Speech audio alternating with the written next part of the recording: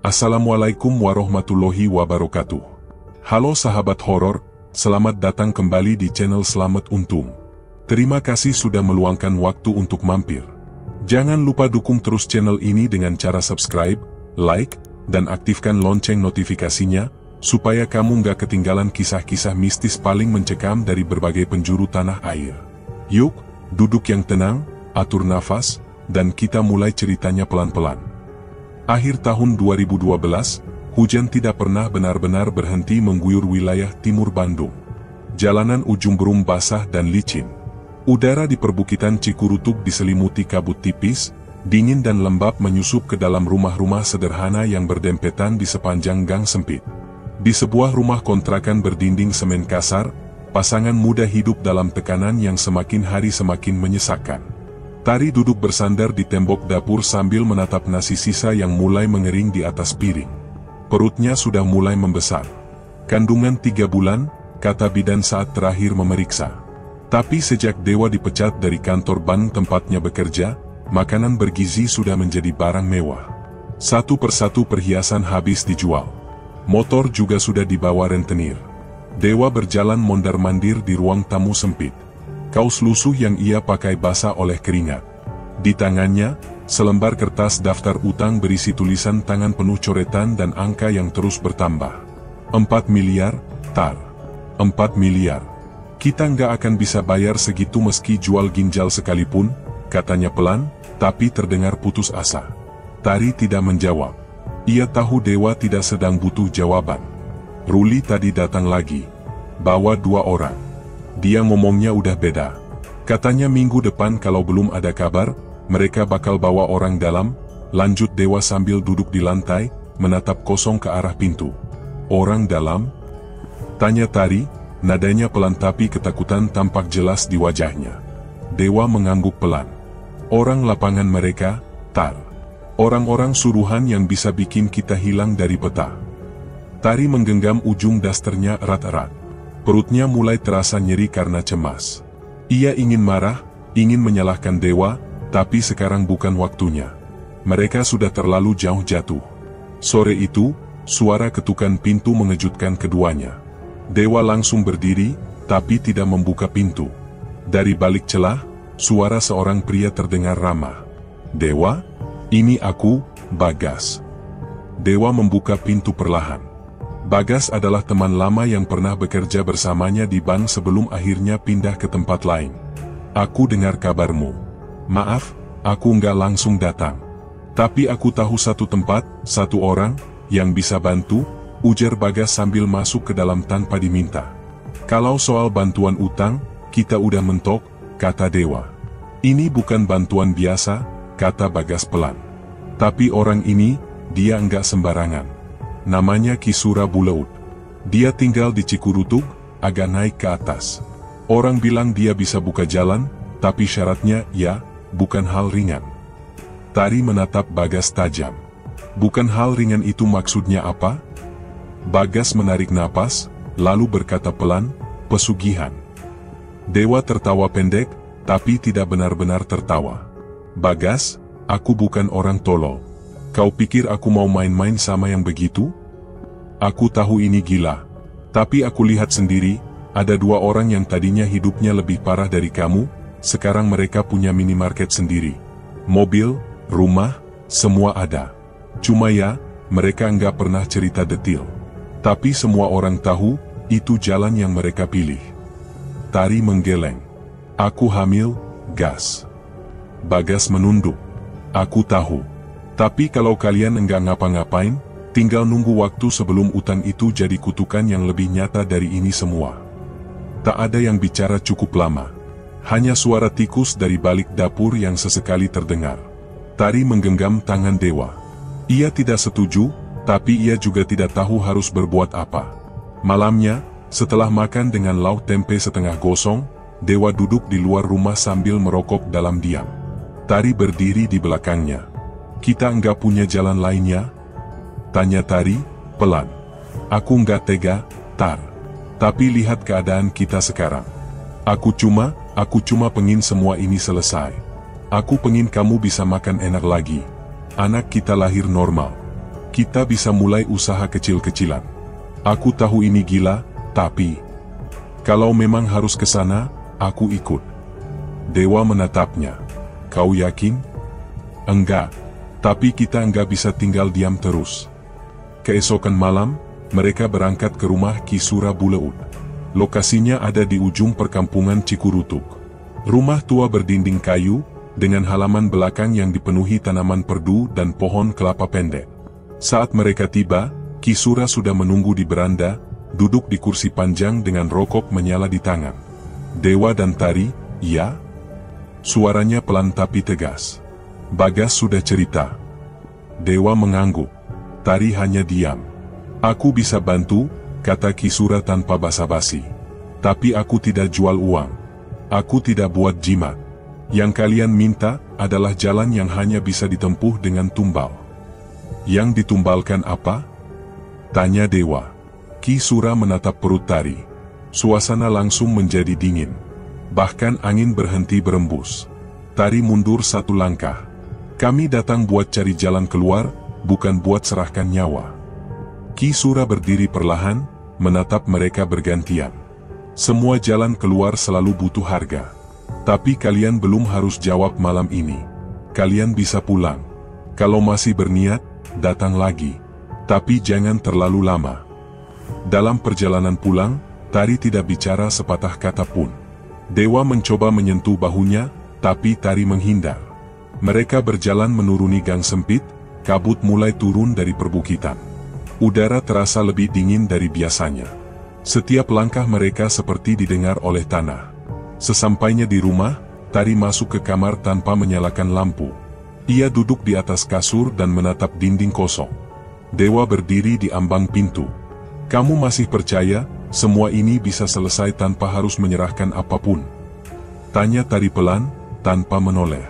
Dewa tidak menjawab. Di luar, hujan mulai turun.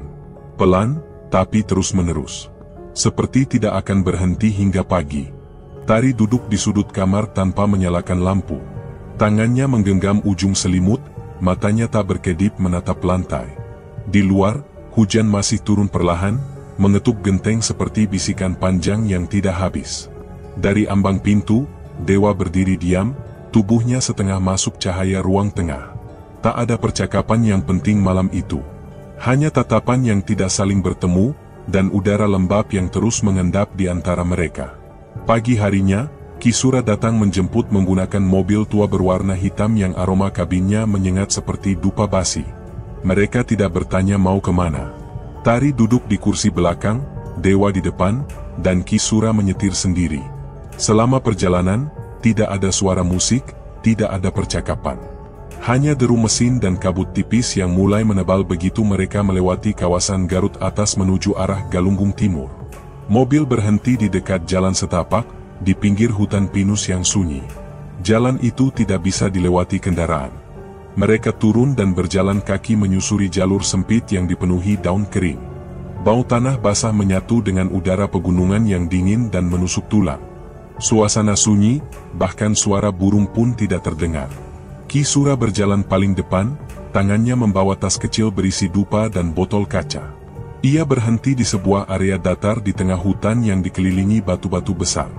Di salah satu sisi, terdapat pondasi batu berbentuk bulat yang terlihat seperti altar tua. Tempat ini salah satu yang bisa digunakan, ucap Ki Sura, pelan. Di sini, kamu bisa meminta rewang untuk bantu kalian. Tapi waktunya hanya 3 tahun. Lalu yang lainnya, tanya Dewa. Ki Sura menunjuk arah balik, ke jalan turun yang baru saja mereka lewati. Ada satu lagi, lebih kuat, tapi lebih mahal. Tari mengangkat wajahnya. Apa yang dimaksud dengan lebih mahal? Ki Sura menatap perut Tari sekilas, lalu menjawab tenang, tumbalnya, janinmu. Tari memegang perutnya. Nafasnya terhenti sejenak.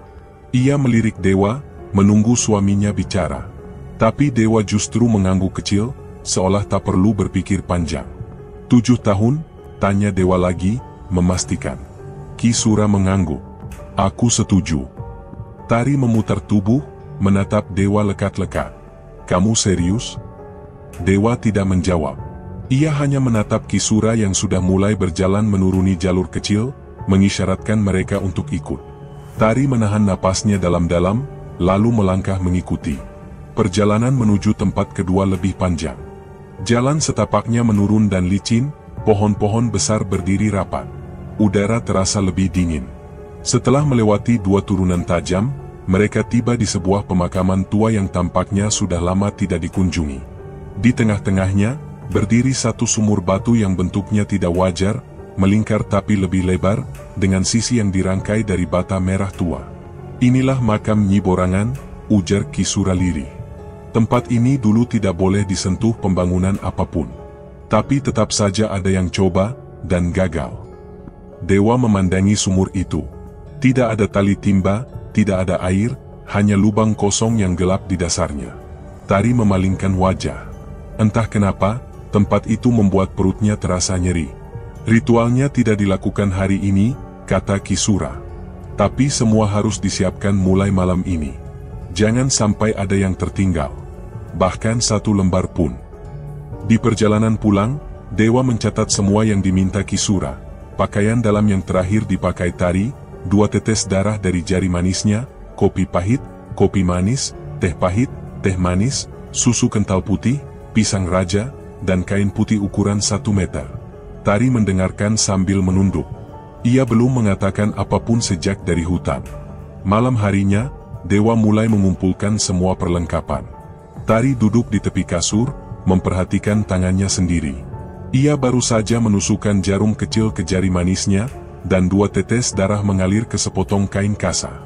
Pakaian dalam yang diminta sudah diletakkan di tas kain putih. Tapi perutnya terasa berbeda. Sejak kembali dari makam tadi siang, ia merasa ada gerakan kecil yang tidak biasa. Seperti tarikan pelan dari dalam. "Tar, kamu udah siap?" tanya Dewa dari ruang tengah. Tari tidak langsung menjawab. Ia memejamkan mata sebentar. "Enggak tahu," katanya pelan. Dewa masuk ke kamar dan duduk di sampingnya. "Kita enggak punya pilihan. Kalau enggak sekarang, kita akan habis. Kamu juga tahu itu." Tari menatap suaminya. Ia ingin berkata bahwa anak dalam kandungannya masih hidup. Bahwa ia bisa merasakan gerakannya sekarang. Tapi suara Dewa tidak lagi terdengar seperti dulu. Wajahnya berbeda. Dingin. Fokus pada tujuan yang bahkan Tari sendiri tidak yakin apakah mereka siap menjalaninya. "Aku udah pilih ini," kata Dewa, lebih tenang. "Aku butuh kamu jalan bareng." Tari mengangguk kecil. Tapi hatinya tidak mengikuti. Malam menjelang tengah, Tari baru bisa tertidur. Tapi tidurnya tidak tenang. Ia bermimpi berdiri di depan sumur batu itu, malam sangat gelap. Di sekelilingnya hanya suara serangga dan gemerisik daun. Dari dalam sumur, muncul suara tangisan bayi, pelan, panjang, dan basah. Ia ingin lari, tapi tubuhnya tidak bisa digerakkan. Tangisan itu makin keras, seperti berasal dari dalam perutnya sendiri. Saat ia membuka mulut untuk berteriak, suara itu berhenti. Lalu muncul sepasang tangan kecil dari lubang sumur, menggenggam sisi batu, berlumuran darah. Tari terbangun dengan napas terengah-engah. Peluh dingin membasahi leher dan dadanya. Dewa masih tertidur di sampingnya. Di luar, hujan sudah reda, tapi suara gemuruh samar masih terdengar dari kejauhan. Tari meraba perutnya. Tidak ada gerakan apa-apa. Ia duduk diam di kasur, menatap tas putih di sudut ruangan. Satu demi satu, semua persiapan sudah terkumpul. Tapi hati Tari belum siap untuk melepaskan. Tari masih duduk di tepi kasur ketika suara adzan subuh terdengar samar dari kejauhan. Matanya bengkak, tapi tak keluar air mata lagi. Di sudut ruangan, tas putih berisi perlengkapan ritual tetap tertutup rapat. Dewa masih tertidur, tapi napasnya berat seperti orang yang menyimpan banyak beban dalam kepala. Tari tidak membangunkannya. Ia hanya berdiri pelan, memeriksa tubuhnya di depan kaca. Perutnya terlihat normal, tapi ia merasa kosong. Tidak ada lagi gerakan dari dalam sejak mimpi semalam. Menjelang sore, Kisura datang menjemput tanpa banyak bicara. Ia membawa mereka ke rumah kosong di pinggir ujung Berung, rumah tua berdinding kayu dengan 1 kamar kecil yang sudah disiapkan sejak pagi. Di dalamnya, karpet lusuh dibentangkan, lilin-lilin merah besar diletakkan di keempat penjuru, dan mangkuk sesajen tersusun rapi di depan tikar pandan.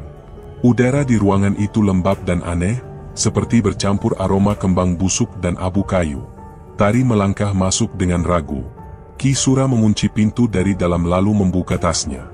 Ia mengeluarkan satu lembar kain kafan yang dilipat rapi, seutas tali, dan sebotol minyak wangi melati. Di tangannya yang lain, dupa sudah menyala, asapnya melingkar naik ke atas dan memenuhi seluruh ruangan. Tari berdiri di tengah tikar, menunggu arahan. "Buka semua pakaianmu," kata Ki Sura tanpa menoleh. Tari menatap dewa yang berdiri di sudut ruangan. Tidak ada protes, tidak ada keraguan. Hanya anggukan kecil. Tari melepaskan satu persatu pakaian yang melekat di tubuhnya. Ki Sura mendekat, menaburkan kembang 7 rupa ke atas kain kafan yang dibentangkan. Lalu ia mulai memocong tubuh Tari dari ujung kaki, dada, hingga kepala, hanya menyisakan wajah yang terbuka. "Jangan bergerak. Jangan bersuara," bisiknya di dekat telinga Tari. "Apapun yang kamu lihat nanti, diam saja." Dewa menunduk, tapi matanya terus memperhatikan proses itu. Tak ada rasa berat atau ragu dari raut wajahnya. Ritual dimulai. Ki Sura duduk bersila, membakar dupa lebih banyak lagi. Ia menuangkan air bunga ke atas kain kafan lalu memercikannya ke udara. Tari hanya bisa mendengar suara napasnya sendiri dan desisan api dari lilin yang mulai menetes. Perlahan, asap semakin pekat. Udara menjadi panas. Bau melati tercampur aroma tajam seperti daging yang dibakar.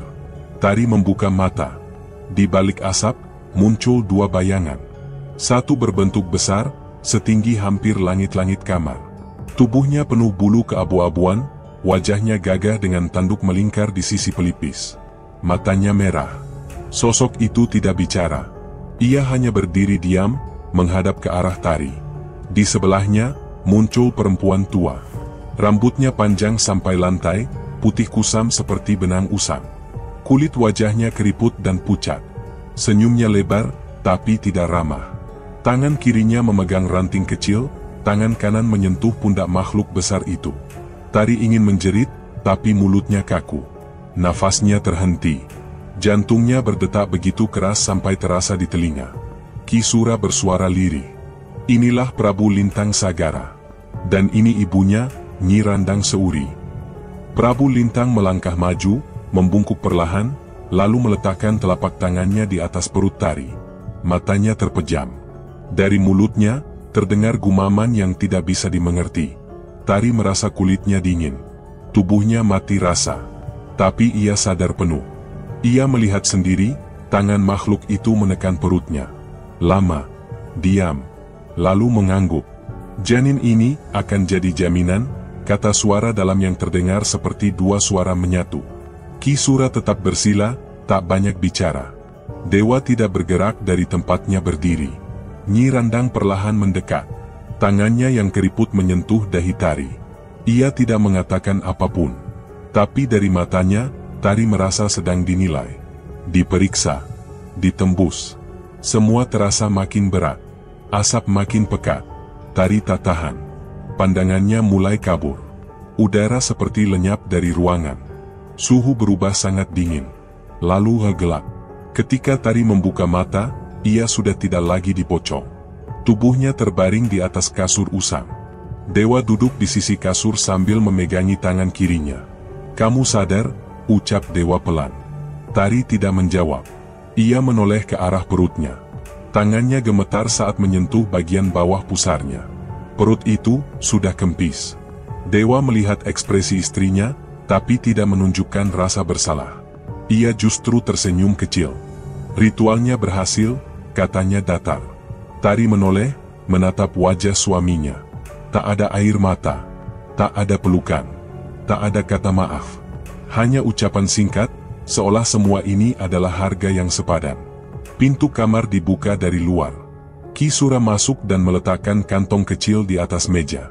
Di dalamnya ada 4 lembar uang 100.000, 2 lembar 50 ribuan, dan 3 koin emas kecil yang tidak Tari kenali. "Ini bibit awal," kata Ki Sura. "Besok pagi, tanam di rumah. Setelah itu, uang akan datang sendiri." Tari tidak menjawab. Ia menarik selimut menutupi tubuhnya. Di dalam kepalanya, suara tangisan bayi masih terdengar jelas. Tapi tidak ada bayi di dekatnya. Tidak ada bayi di dunia ini yang lahir dari tubuhnya malam itu. Dan ia tahu, semuanya sudah berubah. Tari masih terbaring di kasur, tubuhnya lemas dan dingin. Perutnya benar-benar kempis. Tidak ada rasa nyeri seperti orang habis melahirkan, hanya sensasi kosong yang sulit dijelaskan. Di samping tempat tidurnya, kantong kain berisi bibit uang yang diberikan Ki Sura belum dibuka. Ia tidak menyentuhnya. Matanya hanya menatap langit-langit, tapi pikirannya kosong. Dewa datang membawa segelas air hangat, menyodorkannya tanpa banyak bicara. Besok pagi, Ki Sura minta kita datang ke rumahnya, kata Dewa. Buat apa? Suara Tari nyaris tak terdengar. Katanya, ada tahap penutup. Kau cuma perlu ikuti saja. Tari tidak menjawab. Ia menyesap air itu pelan, lalu kembali diam. Pagi berikutnya, mereka tiba di rumah Ki Sura yang berada tak jauh dari tempat ritual sebelumnya. Halaman belakang rumah itu kini tampak lebih rapi, dengan tikar digelar di atas tanah dan 2 kandang ayam kecil di sisi kanan. Ki Sura sudah menunggu sambil mengasah pisau. 2 ekor ayam kampung lurik terikat di tiang bambu, masing-masing tampak gelisah. Kamu yang motong, kata Ki Sura pada Tari. Semua harus kamu lakukan sendiri. Tari menatap ayam-ayam itu. Tubuhnya masih lemas, tapi ia tidak punya pilihan. Pisau itu diserahkan kepadanya tanpa penjelasan lebih lanjut. Dewa berdiri tak jauh, menyilangkan tangan di dada. Kalau tidak berani, semua sia-sia, ujar Ki Sura. Tari menarik napas panjang, lalu mengambil pisau itu dengan tangan gemetar. Ia mendekat ke ayam pertama. Begitu ia pegang leher ayam itu, matanya berkedip sekali, dan seketika itu pula muncul kilasan pandangan aneh. Bayi mungil berlumuran darah tergeletak di tanah hitam. Tari terkejut, tapi tak bisa melepaskan tangannya. Ia mencoba tetap fokus. Saat pisau mulai menggores kulit ayam itu, bayangan lain muncul. Seorang perempuan muda berambut panjang, wajahnya asing, matanya kosong, darah mengalir dari mulutnya. Tari bergidik, tapi Ki Sura hanya mengangguk pelan, menyuruhnya teruskan. Potongan ketiga, ia melihat wajah ayahnya. Wajah pucat dengan mulut sedikit terbuka, seperti mayat yang baru ditemukan. Tari ingin berhenti, tapi tangan Ki Sura memegang bahunya, memberi tekanan untuk melanjutkan. Potongan keempat, ia melihat Dewa, tergeletak di lantai, tubuhnya pucat dan matanya terbuka lebar. Potongan kelima, ibu mertuanya duduk diam dengan kepala menunduk dan tangan menggenggam lutut, tak bergerak sama sekali. Semua itu hanya berlangsung beberapa detik, tapi cukup membuat tubuh Tari gemetar dan keringat dingin mengucur deras dari pelipisnya. Ia menjatuhkan pisau. Ayam itu masih bergerak, darahnya menetes ke tanah. Ki Sura mengambil pisau dari tangannya dan meletakkannya di atas batu. Semua sudah cukup, ucapnya singkat. Yang kamu lihat, simpan saja. Jangan dibicarakan. Tari menunduk. Dewa masih berdiri di tempat yang sama, menatapnya dengan wajah datar. Mereka meninggalkan halaman rumah Ki Sura tanpa sepatah kata.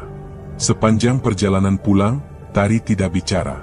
Di dalam mobil, Dewa membuka ponselnya dan mulai mencatat rencana bisnis. Ia berbicara sendiri, menyebut ide membuka koperasi simpan pinjam kecil-kecilan dengan sistem setor tarik harian. Tari hanya mendengarkan tanpa komentar. Ia masih bisa merasakan aroma darah ayam yang menempel di telapak tangannya. 3 hari setelahnya, koperasi itu berdiri di gang kecil tak jauh dari rumah kontrakan mereka. Hanya sebuah ruang sewaan 2 petak, tapi sudah cukup untuk memulai. Dewa menempatkan 1 kotak kayu di bawah meja. Setiap kali ada orang setor, uang itu dimasukkan ke dalam kotak. Besoknya, jumlahnya bertambah. 2 kali lipat, kadang lebih. Kita benar-benar mulai dapat rezeki, kata Dewa, matanya berbinar saat menghitung tumpukan lembaran merah. Tari hanya mengangguk. Ia sudah berhenti mengajar sejak seminggu terakhir. Dewa tidak mengizinkannya pergi keluar rumah tanpa keperluan. Tari lebih sering duduk di kamar depan, memperhatikan tikar kosong dan botol-botol sesajen yang mulai berdebu. Tapi tubuhnya mulai menunjukkan tanda-tanda aneh. Hidungnya sering berdarah tiba-tiba. Kadang hanya menetes, kadang keluar deras seperti luka terbuka. Ia juga sering mual, bahkan saat perut kosong. Setiap kali bangun pagi, kakinya terasa dingin seperti es. Dewa menyuruhnya periksa ke klinik. Hasilnya nihil. Dokter mengatakan tekanan darah normal, kondisi kandungan kosong, dan tidak ditemukan gejala khusus. Kamu butuh istirahat aja. Banyak stres mungkin, kata dokter muda yang memeriksanya. Tari hanya mengangguk. Ia tidak tahu harus menjelaskan dari mana. Di malam hari, saat Dewa sudah tertidur, Tari sering terbangun karena suara samar. Bukan suara keras, tapi selalu berulang. Tangisan bayi, sangat pelan, seperti berasal dari balik tembok kamar. Ia mencoba menutup telinga, tapi suara itu tetap terdengar. Kadang seperti datang dari ruang tamu, kadang seperti dari bawah lantai. Ia pernah coba membangunkan Dewa, tapi Dewa tidak percaya. Kalau kamu terus begini, yang kacau bukan rumah ini, tapi pikiranmu sendiri, kata Dewa suatu malam. Kita sudah dibantu. Jangan bikin gangguannya balik ke kita. Tari tak lagi memaksakan diri. Ia diam. Tapi setiap kali suara itu terdengar, dadanya terasa sesak. Ia belum pernah merasakan keheningan yang seperti ini. Rumah mereka terasa lebih dingin meski semua jendela tertutup. Lampu-lampu sering redup tanpa alasan. Barang-barang kecil di dapur kadang berpindah tempat, meski tak pernah dibicarakan. Malam itu, Tari duduk di depan pintu kamar, membelakangi ruang gelap. Pisau ayam yang digunakan di rumah Ki Sura masih ia simpan di laci. Ia buka pelan, menatap bilah logamnya yang masih berbekas noda karat. Tangannya gemetar.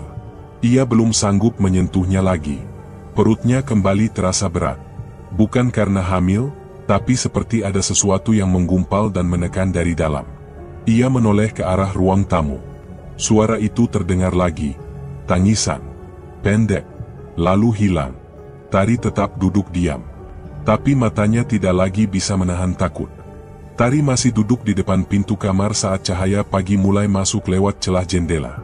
Matanya sembab, tubuhnya lemas, dan suara tangisan bayi yang semalam terdengar samar masih terngiang di kepala.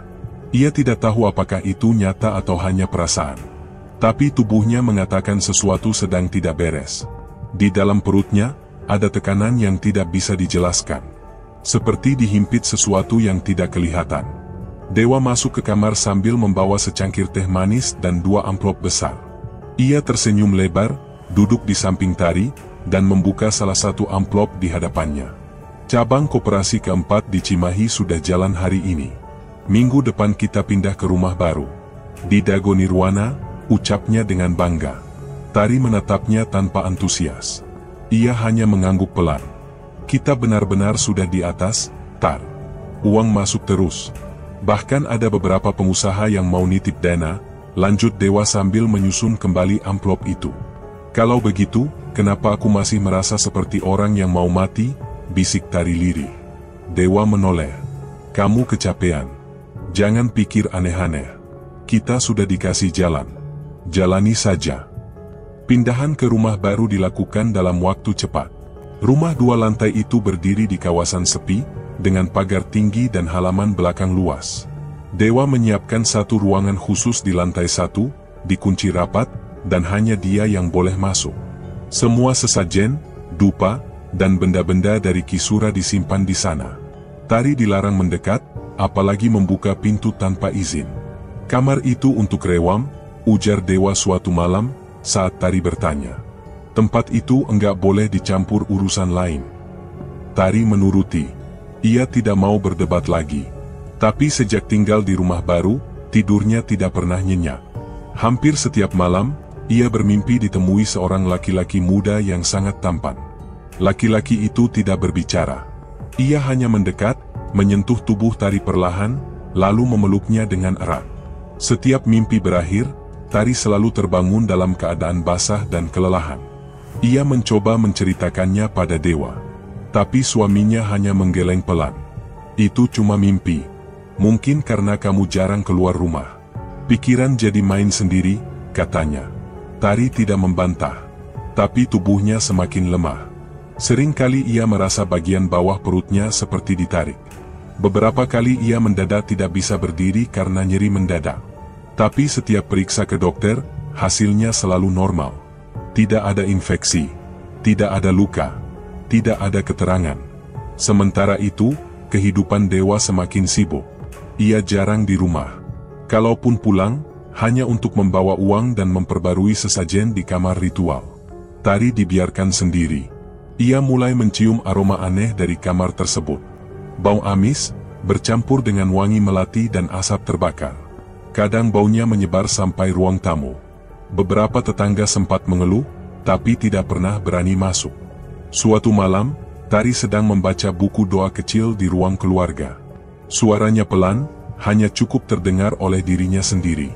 Tiba-tiba Dewa datang dan merampas buku itu dari tangannya. "Jangan dibaca di dalam rumah," kata Dewa tegas. "Ini bukan tempat untuk bacaan seperti itu." Tari menatapnya, bingung. "Kenapa?" "Pokoknya jangan. Aku nggak mau ada yang ganggu keseimbangan tempat ini." Sejak saat itu, Dewa melarang Tari mengaji, berdoa, atau menyebut nama Tuhan di dalam rumah. Bahkan salat pun harus dilakukan di luar, di teras belakang. Tari menurut, tapi dalam hatinya muncul rasa yang sulit dikendalikan. Rasa takut yang pelan-pelan berubah jadi cemas setiap saat. Beberapa hari kemudian, pembantu baru yang datang membantu bersih-bersih rumah, mengeluh tentang bau tak sedap dari kamar depan. "Kayak bau darah, Bu," katanya pelan. "Saya tadi buka sedikit celah pintu, itu ada cairan coklat di lantai." Tari langsung menyuruhnya pergi. Bukan karena marah, tapi karena takut Dewa akan tahu. Sejak itu, Tari membereskan rumah sendiri. Malamnya, Tari kembali bermimpi laki-laki tampan itu. Kali ini, laki-laki itu tidak hanya menyentuh. Ia membisikkan sesuatu ke telinga Tari. Tapi suara itu tidak bisa dipahami. Hanya bunyi berat, seperti angin kencang yang menabrak jendela tertutup. Saat bangun, bajunya basah, matanya merah, dan kakinya kram. Ia bangkit pelan, berjalan ke kamar mandi, dan melihat wajahnya di kaca. Wajah yang pucat, bibir pecah-pecah, dan mata yang seperti tidak tidur berhari-hari. Saat kembali ke kamar, pintu kamar ritual di ujung lorong terbuka sedikit.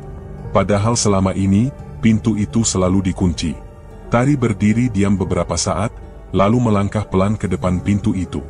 Ia menempelkan telinga ke sisi kayu. Tidak ada suara. Tapi aroma amis dan bau kembang yang busuk membuat dadanya sesak. Ia hendak memalingkan badan, tapi tiba-tiba terdengar sesuatu dari dalam. Bunyi pelan, seperti suara napas. Tari memejamkan mata, menggigit bibir, dan mundur 2 langkah. Pintu itu tetap tidak terbuka. Tapi malam itu, ia tidak bisa tidur. Dalam gelap, ia duduk diam di sudut kamar. Tidak menangis, tidak bicara, hanya mendengar. Tari masih terjaga semalaman, duduk bersandar di pojok kamar sambil menatap kosong ke arah lorong. Pintu kamar ritual tetap tertutup, tapi perasaan tak nyaman terus menghantui dada dan pikirannya. Tubuhnya lemas, tapi matanya tidak bisa terpejam. Pagi harinya, Dewa mengetuk pintu kamar, membawa baki kecil berisi dupa, kembang, dan lilin hitam. "Malam ini malam 1 suro," kata Dewa datar. "Kita harus ulang janji." Tari memandangnya tanpa menjawab. Dewa menaruh baki itu di atas meja, lalu memeriksa isi kotak sesajen di kamar depan. Tari tahu apa yang akan terjadi malam nanti, dan meski batinnya menolak, ia tidak lagi punya tenaga untuk menentang. Malam harinya, ruang ritual dibersihkan dan dipenuhi bau menyengat dari dupa yang dibakar tanpa henti. Lilin dinyalakan di tiap sudut ruangan. Tari duduk bersila dengan tubuh menggigil. Ia diminta mengulang kalimat demi kalimat yang dibacakan Dewa, kalimat yang sama seperti saat ritual pertama. Suaranya pelan, terbata, tapi tetap ia ucapkan. Selesai ritual, pintu ditutup rapat. Tidak ada suara, tidak ada perayaan. Hanya keheningan panjang yang membuat udara terasa tebal dan menyesakkan. 2 minggu kemudian, Tari menerima telepon dari ibunya di Sumedang. Suaranya gemetar. "Bapak kamu meninggal tadi subuh," katanya sambil menangis. Mulutnya berbusa, tubuhnya kaku. Semalam dia ngigau terus, nyebut-nyebut soal sumur dan suara bayi. Tari terdiam. Telepon di tangan gemetar. Ia langsung terduduk di lantai. Tangisnya pecah, bukan hanya karena kehilangan, tapi karena ingatan tentang penglihatan dari ayam lurik yang ia potong beberapa bulan lalu. Wajah ayahnya memang salah satu yang ia lihat. Ia mencoba menyangkal, tapi tak bisa. Dewa tidak terlihat terpukul saat diberi kabar. Ia hanya mengangguk dan berkata pendek, "Sudah waktunya." "Kamu tidak merasa ini, karena ritual itu?" tanya Tari dengan suara pelan. Dewa menoleh sebentar, lalu berdiri. "Jangan dikait-kaitkan. Semua orang pasti mati." Beberapa hari setelah pemakaman ayah Tari, Dewa mulai mengeluh sesak napas. Awalnya ia mengira hanya masuk angin. Tapi tiap malam ia batuk parah, disertai darah yang menetes dari mulut. Tari ingin membawanya ke dokter, tapi Dewa menolak. Ia bersikeras hanya butuh istirahat. Namun kondisinya memburuk. Tubuhnya semakin kurus, wajahnya pucat, dan suara nafasnya berat. Akhirnya, Tari membawanya ke rumah sakit. Dokter memeriksa darah, paru-paru, dan jantungnya, tapi tidak menemukan penyebab pasti. Malam itu, Dewa muntah darah di ruang rawat. Nafasnya terhenti. Dokter menyatakan ia meninggal karena gagal pernapasan akut, tapi tidak ada kerusakan organ yang mencolok. Tari hanya bisa berdiri membisu di sudut ruangan, menatap tubuh suaminya yang terbujur di ranjang. Saat proses pemakaman berlangsung, keluarga diminta untuk membuka tali pocong sebelum dikubur. Namun tali yang melilit kepala Dewa tak bisa dilepas. Dicoba dengan tangan, gunting, bahkan pisau kecil, tetap tidak putus. Ustaz yang memimpin tahlil menyuruh untuk tidak memaksakan, dan akhirnya Dewa dikubur tanpa membuka tali itu. Setelah pulang dari pemakaman, ibu Dewa menatap Tari dengan tajam. "Ini semua salah kamu," katanya tegas. "Sejak kamu ikutkan anak saya ke urusan klinik, semuanya rusak." Tari tidak membalas. Ia hanya menunduk. Dalam hatinya, ia tahu ibunya tidak sepenuhnya salah. 2 minggu setelah itu, ibu mertua Tari jatuh dari tangga di rumahnya sendiri. Kepalanya terbentur lantai keras, dan ia meninggal seketika. Polisi menyatakan itu kecelakaan.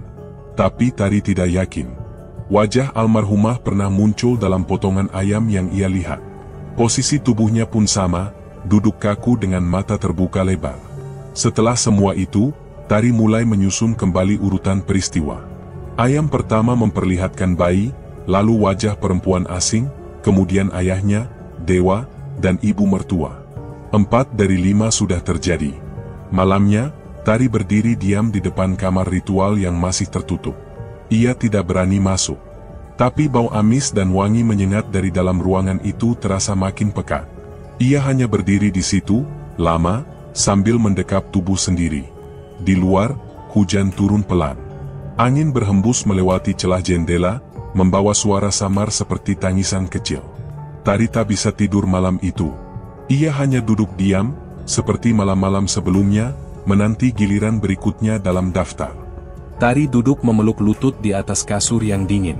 Suara jam dinding berdetak pelan di ruang tamu, sementara bayangan gelap dari kamar depan masih menari di dinding. Bau dupa yang belum habis semalam menusuk hidungnya, bercampur dengan sisa-sisa amis dari kamar ritual yang tak pernah benar-benar bersih. Ia belum makan sejak pagi. Tenggorokannya kering, tapi perutnya tak ingin menerima apa-apa. Wajah Dewa, ayah, dan ibu mertuanya kembali menari di benaknya. Semuanya telah pergi. Ia sendiri. Dan rasa takut itu makin hari makin menusuk dari dalam. Ia mulai sering mendengar suara langkah kaki di lorong rumah, napas berat di balik pintu, dan suara anak kecil menangis dari dapur. Tapi lebih dari itu semua, yang paling menakutkan adalah satu hal, Prabu Lintang belum datang mengambilnya. Sore itu, dengan langkah gemetar, Tari kembali ke Cikurutuk. Jalanan menanjak dan kabut menggantung rendah, membuat udara makin dingin dan lembab. Rumah Kisura tetap sama, ket tembok yang mengelupas, jendela kayu tertutup rapat, dan suara bambu bergesekan tertiup angin. Kisura membuka pintu tanpa berkata sepatah pun. Tatapannya tajam, langsung menancap ke arah Tari. "Aku mohon bantuannya lagi, Ki," ucap Tari pelan. "Datang sendiri?" tanya Kisura sambil duduk bersila di lantai ruang dalam. Tari mengangguk, matanya mulai berair. "Aku gak bisa sendiri. Aku takut dia datang." Kisura diam sesaat, lalu menghembuskan napas panjang. "Kamu tahu apa yang kamu minta?" Tidak semua orang diberi kesempatan kedua. Tapi karena kamu sudah dilihat, dia tidak akan sembarangan mengambilmu, kecuali kamu menyerah. Apa masih bisa diperpanjang, Ki? Suara Tari serak. Bisa, tapi hanya 3 tahun setengah. Syaratnya, kamu tahu sendiri. Tari menunduk. Tumbal lagi. Ki Sura tidak menjawab, hanya memejamkan mata, seolah sedang berbicara dengan sesuatu yang tak kasat mata. Lalu, dengan suara dalam, ia menjawab, kamu harus siapkan tempatmu lebih bersih, lebih khusyuk. Dia akan datang lebih sering. Tumbalnya sudah ditentukan. Kamu tinggal jaga perjanjian.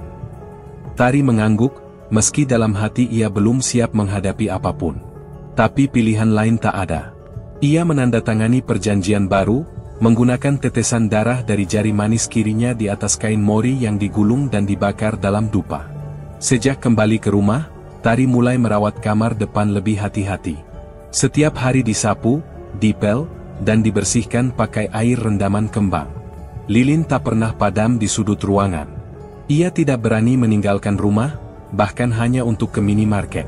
Wajahnya mulai berubah, pucat, kantung mata menghitam, dan pipinya cekung. Setiap malam Jumat, Tari mimpi buruk.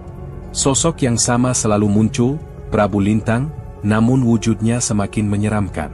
Wajahnya penuh luka, matanya merah menyala, dan tubuhnya dilapisi bulu gelap dengan kuku tajam. Ia memaksa tubuh Tari terbaring, lalu menindihnya dengan napas membusuk. Tari tidak bisa menjerit, tidak bisa melawan. Ia hanya bangun dengan tubuh basah, lemas, dan nyeri. Beberapa malam, ia mendapati tubuhnya penuh goresan kecil yang tidak mengeluarkan darah. Luka-luka itu tidak pernah sembuh.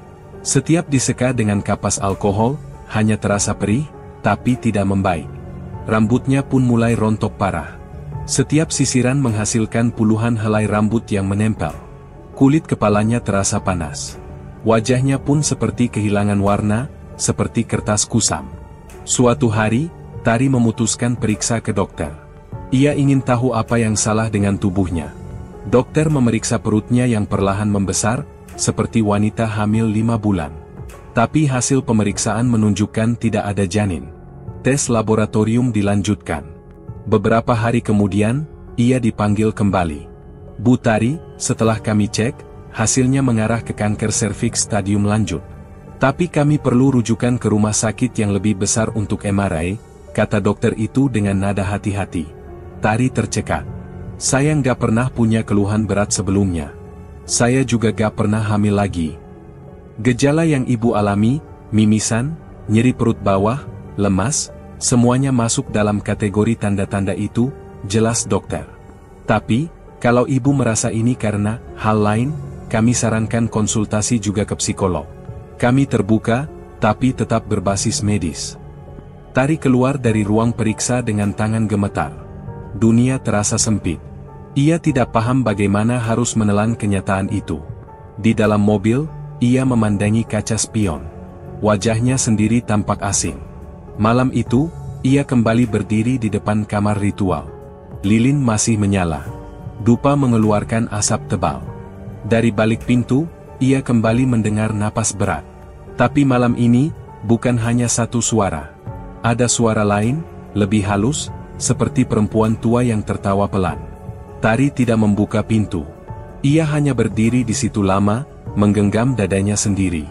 Udara dingin menyusup masuk dari bawah pintu. Dan malam itu, lagi-lagi, ia tidak tidur. Tari duduk terdiam di kursi ruang tengah, tubuhnya makin kurus dan pucat. Nafasnya pendek-pendek, dan setiap kali batuk, bercak darah menodai tisu di tangannya. Ia memeluk lutut sambil menatap pintu kamar depan yang tetap tertutup rapat. Sudah 3 malam berturut-turut Prabu Lintang muncul dalam mimpinya. Wujudnya kini lebih buas, suaranya menggema keras, dan tangan kasarnya menindih tubuhnya tanpa ampun. Setiap bangun tidur, tubuh Tari penuh lebam dan luka yang tak bisa dijelaskan. Tak ada lagi rasa takut, yang tersisa hanya keputusasaan. Dalam kondisi itu, Tari menghubungi seseorang yang pernah disebut oleh seorang tetangga lama, Pendeta Galang Suryajati. Ia tak tahu pasti siapa pria itu, hanya mendengar kabar bahwa pendeta tersebut pernah membantu mengusir kekuatan jahat dari rumah seorang pejabat di Lembang. Tari tak punya pilihan lain. Ia menelpon nomor yang diberikan dan meminta tolong. Suara seraknya terdengar seperti rintihan. 2 hari kemudian, Pendeta Galang datang. Ia seorang pria paruh baya dengan tubuh tinggi dan sorot mata tajam. Ia tak banyak bicara, hanya membawa tas kecil dan tongkat kayu pendek. Begitu masuk ke dalam rumah, langkahnya terhenti sejenak.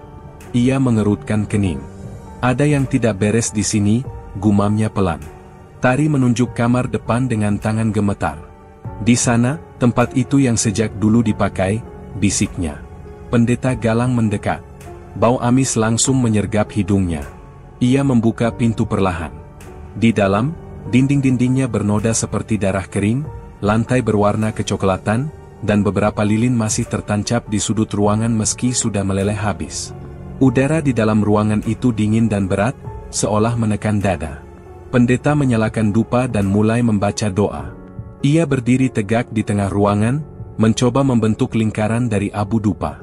Tari duduk di ambang pintu, tangannya menggenggam kain di dadanya. Baru 5 menit suara doa terdengar, tiba-tiba terdengar suara retakan keras dari atas, diikuti oleh pecahan jendela yang jatuh di belakang mereka. Dupa mendadak padam. Pendeta Galang menoleh, kaget. Tari tiba-tiba tersentak dan menjerit. Matanya terbelalak, dan dari mulutnya keluar darah yang bercampur lendir hitam. Ia jatuh ke lantai dan menggeliat seperti orang kejang. Pendeta mencoba mendekat, tapi tubuhnya terpental mundur, seolah tertolak oleh dinding tak terlihat. Keluar darinya, bentak sang pendeta sambil mengangkat tongkatnya. Tapi tak ada yang terjadi. Tari terus mengerang dan menangis dalam bahasa yang tak dimengerti. Terdengar suara lain dari dalam mulutnya, suara laki-laki berat yang terus mengulang kata, milikku, milikku. Setelah hampir 10 menit, tubuh Tari melemas. Ia tertidur dengan napas tersengal. Pendeta Galang duduk bersila di ruang tamu. Keringat membasahi wajahnya. Aku tidak bisa melawannya, katanya lirih. Yang mengikatmu bukan sekadar jin. Ini sudah perjanjian yang diikat oleh tumbal dan darah. Tari membuka matanya perlahan. Ia masih gemetar, tapi mendengar jelas kata-kata itu. Jadi, aku gak bisa bebas? Kalau kau tetap di sini, dia akan datang mengambil semua yang masih tersisa dari tubuhmu, jawab Pendeta Galang tegas. Jual rumah ini. Pergi sejauh mungkin. Mungkin itu satu-satunya cara. Tari menunduk. Ia tak langsung menjawab. Matanya menatap ke arah lantai, seolah sedang menimbang antara hidup atau mati. Rumah itu adalah satu-satunya peninggalan dari semua yang sudah ia korbankan. Ia tahu betul. Semua uang yang pernah mereka dapat berasal dari kotak persembahan di ruang depan. Dan semua itu belum lunas. Malamnya, Tari kembali menemui Kisura. Tubuhnya diselimuti jaket tebal, meski udara tak begitu dingin. Kisura menatapnya lama, lalu menyalakan rokok linting. Kalau kau pergi tanpa menepati kontrak, semua harta itu akan hilang, kata Kisura tanpa basa-basi. Bukan cuma hartanya, nyawamu juga. Kalau aku bertahan, tubuhku makin rusak. Prabu Lintang makin kasar tiap malam, jawab Tari pelan. Kau sudah diberi pilihan sejak awal. Tidak ada jalan tengah. Perjanjian itu bukan mainan, suara Kisura datar. Tari tak menjawab. Ia hanya menunduk, lalu berdiri dan pamit tanpa berkata lagi. Ia pulang dengan pikiran kosong. Rumah itu seperti menyambutnya kembali dengan sunyi dan bau dupa yang masih tersisa di langit-langit. Tari duduk di ruang tamu sampai pagi, tak tidur sedikit pun. Pagi harinya, ia menemukan tetesan darah di bawah tempat tidurnya. Tapi tubuhnya sudah terlalu lemas untuk peduli. Dan malamnya, Prabu Lintang kembali datang, lebih jelas, lebih kasar, dan lebih nyata dari sebelumnya. Tari terdiam di ranjang ruang tengah, tubuhnya makin menyusut dan tak mampu digerakkan. Setelah malam terakhir yang menyakitkan itu, ia merasa semua sudah lewat batas. Nafasnya pendek, kulitnya kering seperti kertas, dan matanya menguning seperti pecahan beling tua.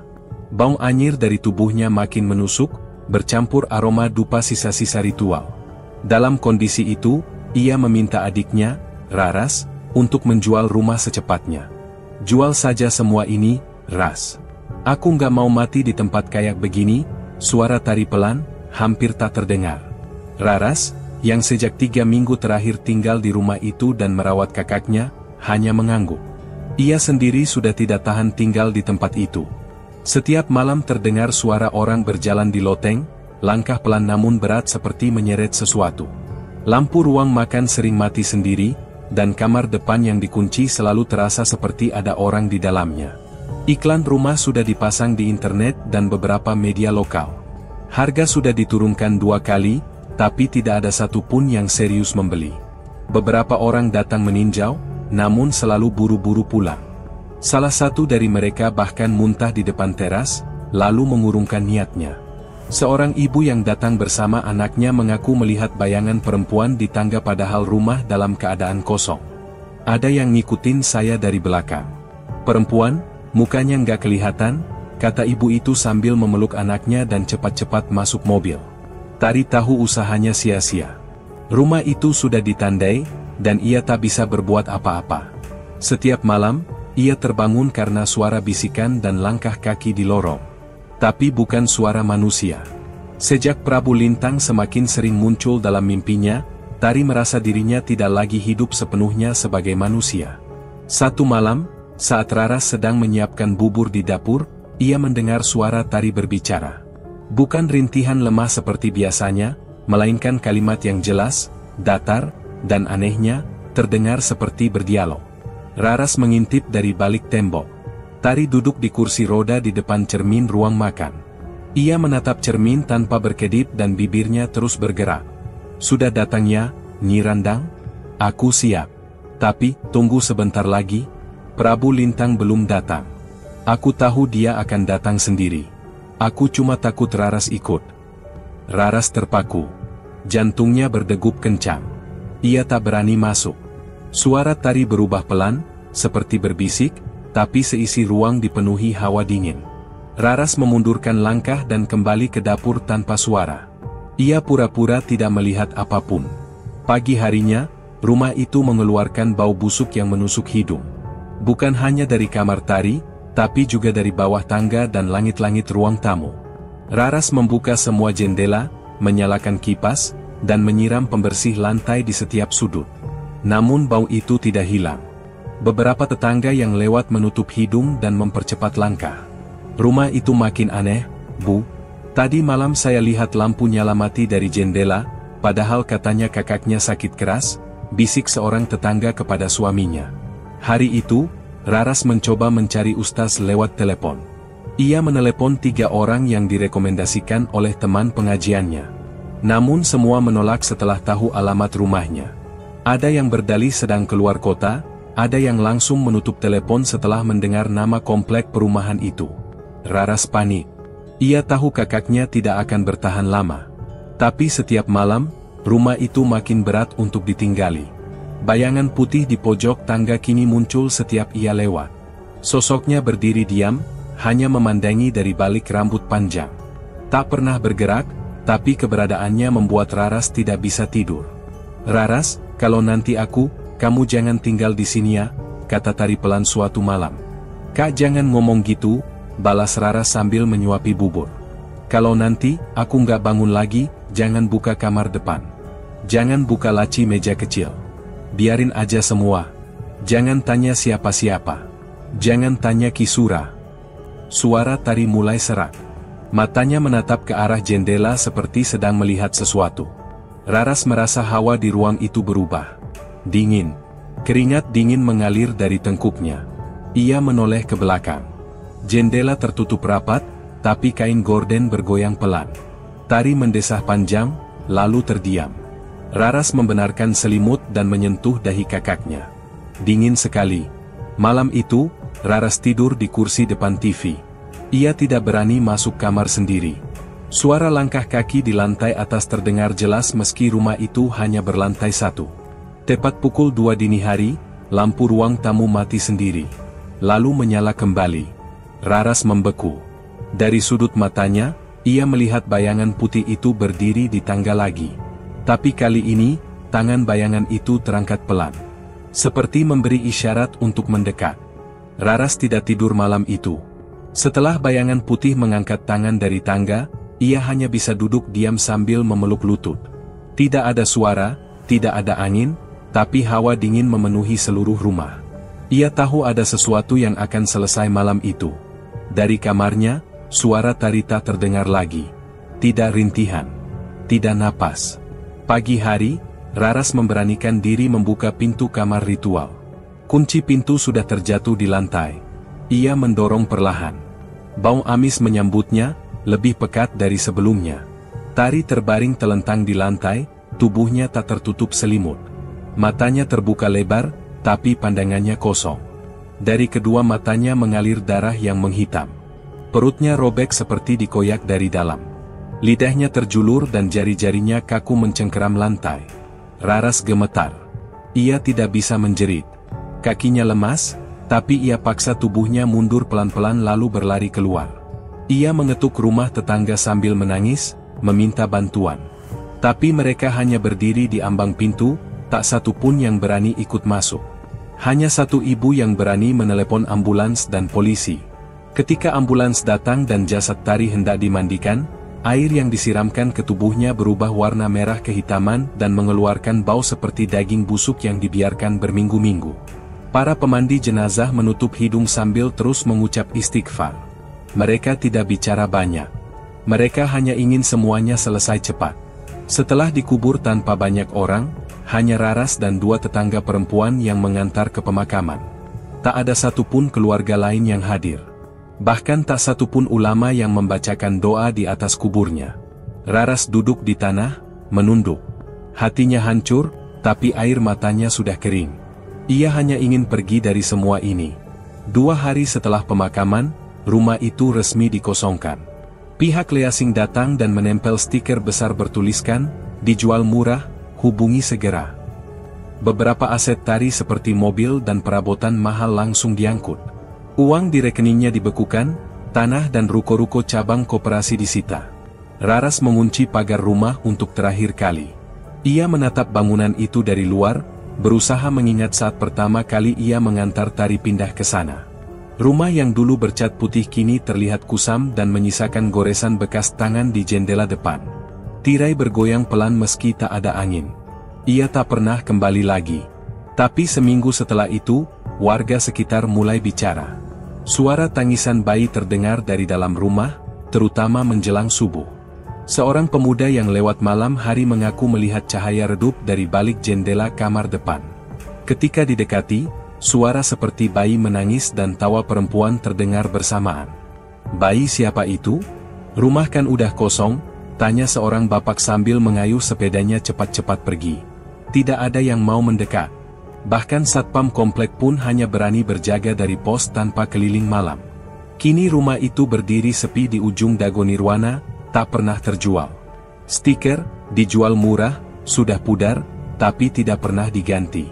Ket dinding mengelupas. Rumput liar tumbuh tinggi di halaman. Tapi malam-malam tertentu, ada yang mendengar suara langkah kaki dari atas plafon, padahal rumah itu tidak pernah bertingkat. Langkah kaki itu berjalan pelan, seakan membawa beban berat, seperti dulu, saat Tari masih hidup. Terima kasih sudah menyimak cerita ini sampai akhir. Di balik kisah mistis, selalu ada pelajaran yang bisa kita petik, tentang keserakahan, pilihan, dan konsekuensi. Jangan lupa, hidup itu bukan soal kaya atau miskin, tapi soal tenang atau tidaknya hati. Dukung terus channel ini dengan like, komen, dan subscribe, karena dukungan kalian adalah nyawa bagi setiap cerita yang kami angkat. Sampai jumpa di kisah berikutnya, dan ingat, tidak semua yang tampak itu nyata. Wassalamualaikum warahmatullahi wabarakatuh.